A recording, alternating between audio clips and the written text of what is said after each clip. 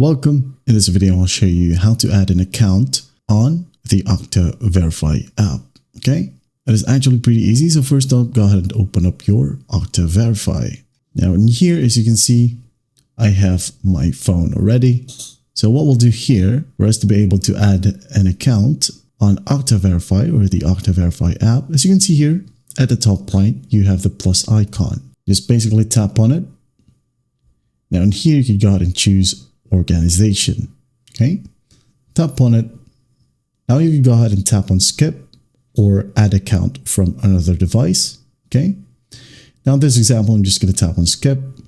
All right, now once you tap on skip, just go ahead and tap on no, sign in instead right here at the bottom. Okay, this bottom option. Now just go ahead and start typing your organization sign in URL, and then the next page it will ask you for your password. Okay, and once done, once you have followed the simple prompts, the account or the added account will be shown right here at the bottom. Okay, and that is it.